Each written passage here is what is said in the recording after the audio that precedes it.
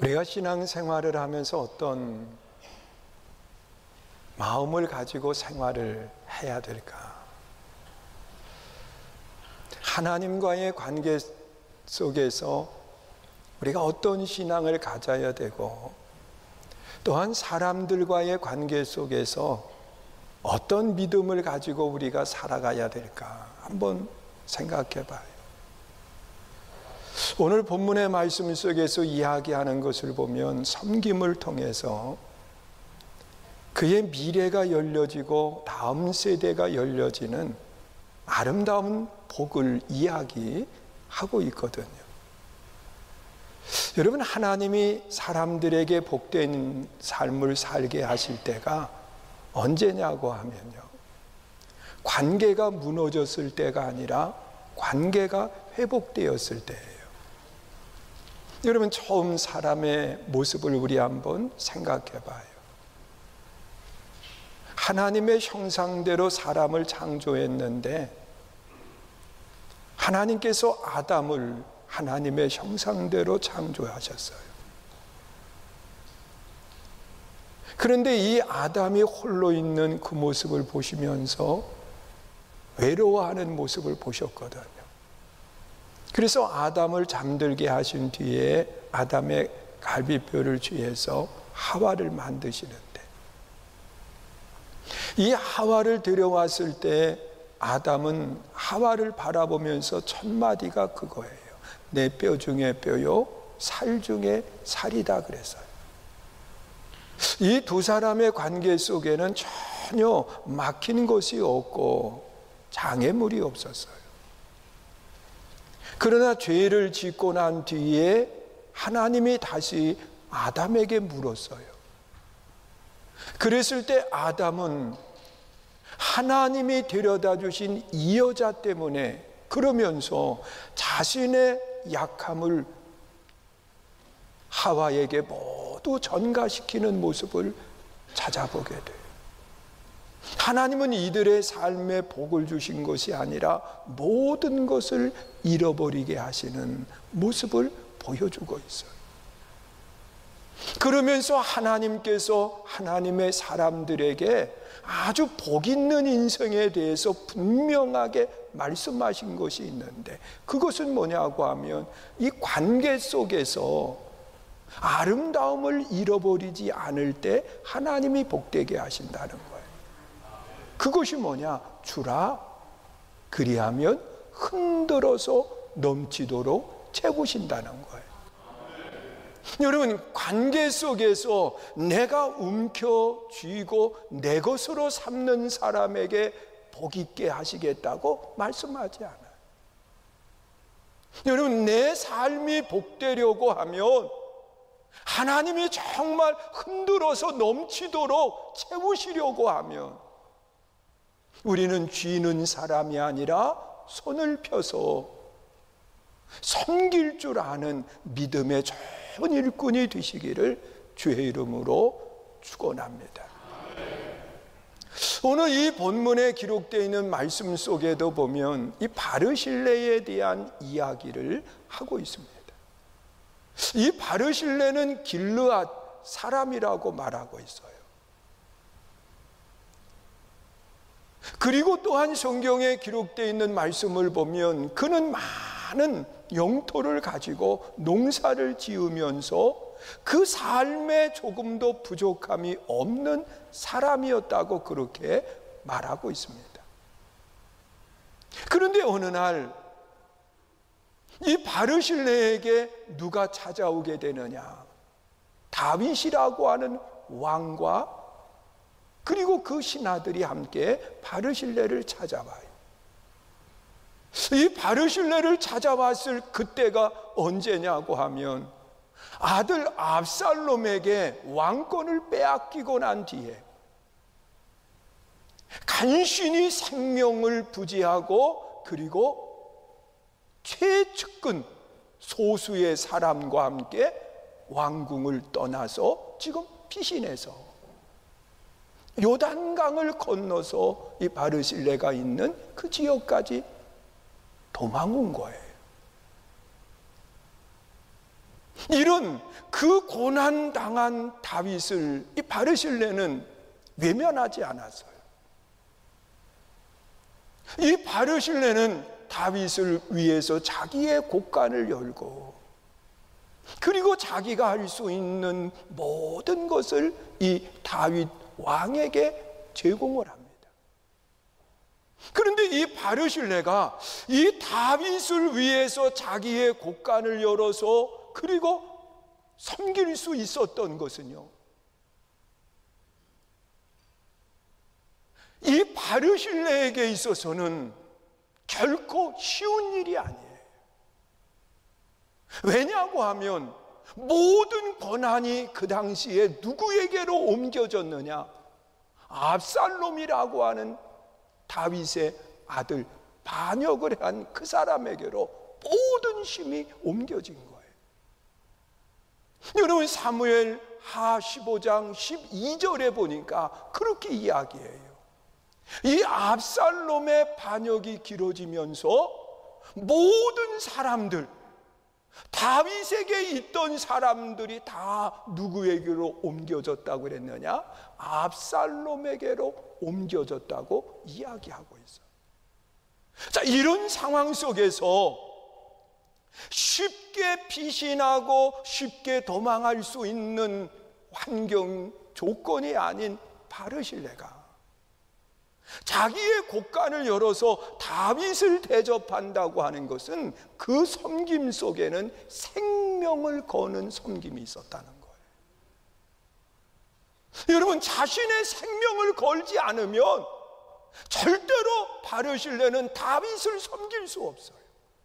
왜냐고 하면 모든 권한과 힘이 다윗에게 있는 것이 아니라 압살롬에게 있고, 성경에 나타나 있는 말씀을 보면 압살롬은 무자비한 사람이에요. 심지어 자기 아버지 다윗의 여인들까지도 이 압살롬은 자기가 취하고 그리고 부끄러운 일을 서슴없이 행한 사람이 압살롬이에요. 그런데 이 바르실레가 다윗을 도왔다고 하는 말을 들었을 때 이 압살롬이 바르실레를 그냥 내버려 두겠느냐는 거예요. 생각해봐요. 여러분, 바르실레는 군대를 모집할 수 있는 능력이 있는 사람이 아니에요. 바르실레는 압살롬이 자기를 죽이려고 할 때 자기를 지킬 수 있을 만한 힘을 가지고 있는 사람이 아니라 그는 대대로 그 땅에서 농사를 지었던 사람이에요. 여러분, 농사를 짓는다고 하는 것은 쉽게 옮기는 것이 아니에요. 그냥 거기서 태어나서 거기서 살다가 거기서 죽는 것이 그 당시의 농부의 모습이었거든요. 그런데 이 다윗이 자신에게 왔을 때 바르실레는 외면하지 않고 그를 자기의 곳간을 열어서 섬기는 아름다운 모습을 보여주는 거예요. 여러분, 섬김에는 내게 유익이 되면 섬기는 그런 차원이 아니라 바르실레처럼 생명까지 걸 수 있는 아름다운 섬김의 모습이 우리에게 있기를 주님의 이름으로 축원합니다. 여러분, 앞선 신앙의 사람들의 모습을 우리 한번 생각해 봐요. 여러분, 사도 바울이 이 빌립보 지역으로 전도 여행을 떠났을 때 자주장사 루디아라고 하는 여인이 자기의 집을 내어놓고 그리고 바울을 극진히 섬기는 모습을 보게 돼요. 여러분, 자주장사 루디아가 자기의 집을 내어놓고 섬길 수 있었던 것이 쉬운 그런 조건이 아니라는 거예요. 여러분, 당시의 여인이 상업을 한다라고 하는 것은요, 참 어려운 과정을 겪어야만 했어요.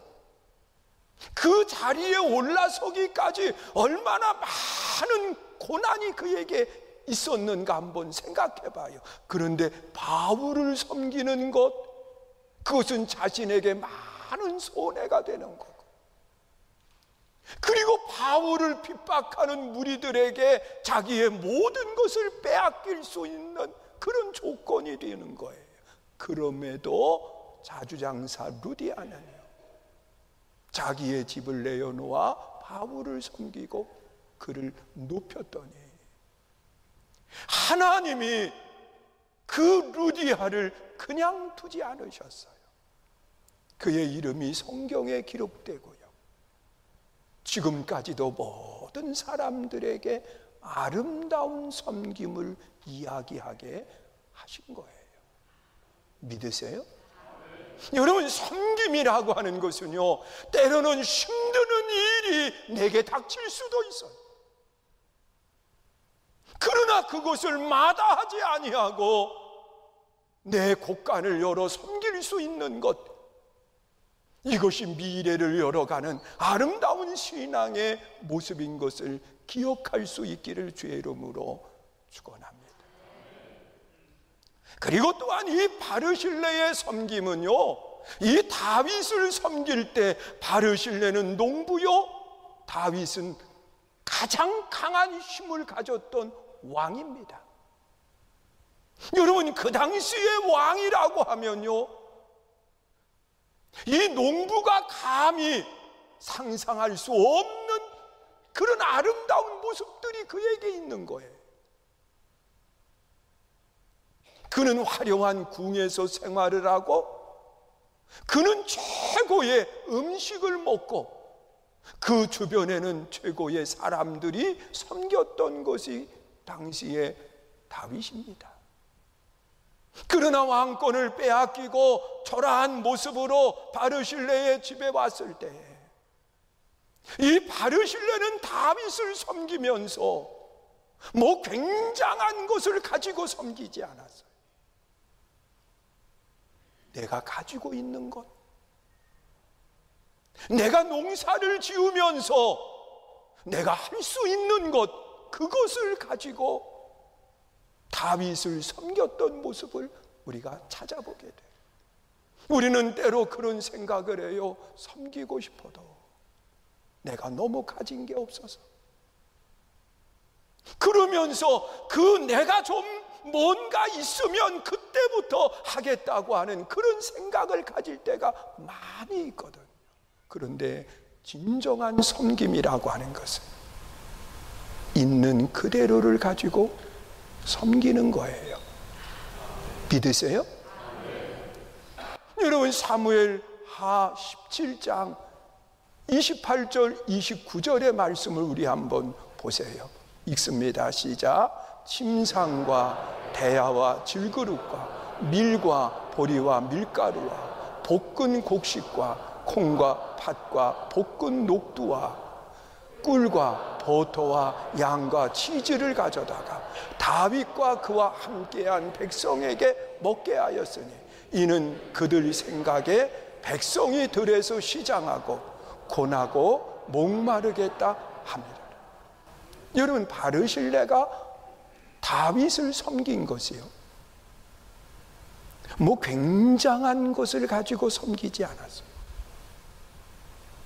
내가 농사를 지으면서 거두어들인 곡식, 내가 할 수 있는 그것을 가지고 다윗을 섬겼던 모습을 찾아보게 돼요. 하나님은 여기 이 신앙을 복되게 하셨고, 여러분, 보잘것없는 거지요. 여러분, 속옷 하나 보잘것없지. 그러나 진정 마음이 담긴 그 선물, 그 사랑을 잊지 못하는 거예요. 그래서 그걸 보여주면서 안타까워하는 그 모습을 우리는 찾아보게 되거든. 하나님은 그를 다시 살리시는 역사를 행하셨어요. 사랑하는 성도 여러분, 하나님은 섬기는 성도에게 미래를 열어주시겠다고 약속하고 있습니다. 여러분, 우리의 섬김은 화려한 섬김이 아니에요. 우리는 있는 것을 가지고 행하는 섬김입니다. 여러분, 다윗이 왕권을 잃어버리고 그리고 피신해 왔을 때 다윗이 거처할 만한 침상을 준비해 준 거예요. 여러분, 다윗이 당장 먹을 수 있는 그런 음식을 제공해 준 거예요. 여러분, 그가 목말라 할 때에 마실 수 있는 물을 제공해 준 거예요. 다윗은 이것을 잃어버리지 않았어요. 그리고 또한 바르실레의 아름다운 섬김은요, 내가 할 수 있는 최선을 다한 거예요. 여러분, 내가 할 수 있는 최선, 여러분이 있는 것을 가지고 행하되 내가 행할 수 있는 최선의 섬김을 통해서 하나님은 그의 미래를 열어주시는 아름다운 모습을 보여주고 있어요. 그리고 또한 바르실레의 섬김은요, 성경을 보면 어떤 대가를 바라지 않는 섬김이었어요. 여러분, 내가 하나를 제공했으니까 나중에 다윗이 힘을 얻었을 때 내게 2가지, 10가지, 그러면서 어떤 대가를 지불받기 원해서 이 바르실레가 다윗을 섬긴 것이 아니었어요. 오늘 본문의 말씀을 우리 한번 생각해 봐요. 여러분, 다윗이 다시 힘을 얻고 왕궁으로 돌아갈 때 이 바르실레가 다윗과 함께 나오게 돼요. 배웅을 하는 거죠. 그랬을 때 이 다윗은 바르실레에게 나와 함께 왕궁으로 갑시다. 내가 섬김을 받았으니까 내가 당신을 공개하고 섬기겠다고 이야기를 해요. 자, 이 말을 들었을 때 바르실레는 다윗에게 그렇게 고백을 합니다. 34절 말씀 우리 한번 보세요. 읽습니다. 시작. 바르실레가 왕께 아뢰되 내 생명의 날이 얼마나 있사옵되 어찌 왕과 함께 예루살렘으로 올라가리이까. 그리고 그 다음 9절 더 보세요. 35절 읽습니다. 내 나이가 이제 80세라 어떻게 좋고 흥한 것을 분간할 수 있사오. 음식의 맛을 알 수 있사오리까. 이 종이 어떻게 다시 노래하는 남자와 여인의 소리를 알아들을 수 있사오리까. 어찌하여 종이 내 주 왕께 아직도 누를 끼지. 여러분, 농사를 짓는 사람이 왕궁으로 가서 그 왕의 환대를 받고 대접을 받는다고 하는 것은요, 상상만 해도 기쁨이 될 수 있는 조건인 거예요. 그런데 바르실레는 그것을 사양을 해요. 내가 왕을 쫓아가는 것은 왕에게 도움이 되는 것이 아니라 왕의 누를 끼치는 결과가 된다는 겁니다. 그러면서 바르실레는 자기의 섬김에 대한 어떤 대가도 지불받기를 거절해요. 이것이 섬김의 아름다운 모습이에요. 여러분, 우리는 섬기고 난 뒤에 나를 드러내기 위해서 사진을 남기고, 또한 우리는 섬기고 난 뒤에 알아주지 않는다고 서운하고 섭섭해하는 이런 모습을 우리는 가지면 안 돼요. 여러분, 섬김은 섬김으로 맞춰야 돼요. 믿으십니까?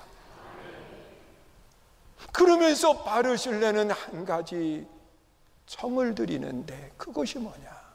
나는 왕의 도움이 되지 못하지만 김함, 여러분, 성경에는 김함이 누구라고 하는 것은 정확히 말하지 않아요. 그러나 성경의 문맥상 그 김함은 바르실레의 자녀라고 하는 것을 이야기하지요. 이를 종으로 데리고 가서 일을 시키라고 하는 차원으로 천거를 하게 됩니다. 그런데 다윗은 바르실레의 말을 듣고 김함을 데리고 길을 떠나는 거예요. 그러면서 성경에 나타나 있는 말씀을 보면 이 김함을 대하는 그 다윗의 모습을 생각해 봐요. 우리 37절 말씀 8절까지 보세요. 읽습니다. 시작. 청하건대 당신의 종을 돌려보내옵소서. 내가 내 고향 부모의 묘 곁에서 죽으려 하나이다. 그러나 왕의 종 김함이 여기 있사오니 청하건대 그가 내 주 왕과 함께 건너가게 하시옵고 왕의 처분대로 그에게 베푸소서 하니라. 왕이 대답하되 김함이 나와 함께 건너가리니 나는 내가 좋아하는 대로 그에게 베풀겠고 또 내가 내게 구하는 것을 다 너를 위하여 시행하리라 하니라. 여러분, 이 바르실레는 김함을 종으로 데려가라고 부탁을 했고, 그리고 또한 다윗은 바르실레에게 하는 이야기가 내가 네게 섬기기를 원했는데 내가 바르실레에게 섬기고자 한 이것을 김함에게 행하리라고 말하고 있어요. 그러면서 다윗의 모습을 보면 왕궁으로 복귀하고 난 뒤에 이 바르실레를 섬기는 것처럼 왕의 상에서 이 김함을 함께 먹게 하고 그리고 섬겼던 모습을 보게 돼요. 여러분, 바르실레의 아름다운 신앙은 그 다음 세대, 자녀의 세대까지 높임을 받게 하는 결과가 됐어요. 여기서 끝나지 않아요. 다윗이 하나님의 부름을 받게 되는 시간이 왔어요. 자, 그랬을 때 아들 솔로몬을 불러놓고 유언을 합니다. 이것이 열왕기 하 2장 7절에 기록되어 있어요. 우리 한번 보세요. 읽습니다. 시작. 마땅히 길르앗 바르실레의 아들들에게 은총을 베풀어 그들이 내 상에서 먹는 자 중에 참여하게 하라. 내가 내 형 압살롬의 낯을 피하여 도망할 때에 그들이 내게 나왔느니라. 그 열왕기상 2장 7절에 기록된 말씀을 보면은요, 그 아들 솔로몬에게 유언을 하면서 이 바르실레의 자녀들로 하여금 왕의 상에서 함께 먹을 수 있게 해달라고 유언하는 모습을 보게 돼요. 여러분, 한 번의 섬김이 다음 세대에까지 이어지게 하시는 놀라운 역사를 이룬 것을 보게 돼요. 사랑하는 성도 여러분, 하나님이 정말 기뻐하는 모습이 뭘까 생각해 봐요. 여러분, 우리가 사순절 기간을 지나고 있습니다.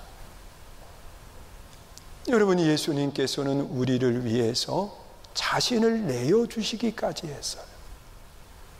우리는 관계 속에 어떤 모습을 가져야 될까 한번 돌아보세요. 하나님은 내 것을 열어서 누군가를 섬기기 원하십니다.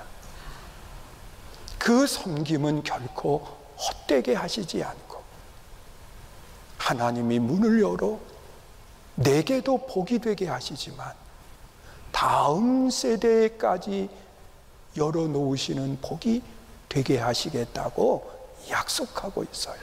이 복이 우리 모두에게 있도록 섬김의 아름다운 도를 행할 수 있는 믿음의 복된 성도님들이 될 수 있기를 축원합니다.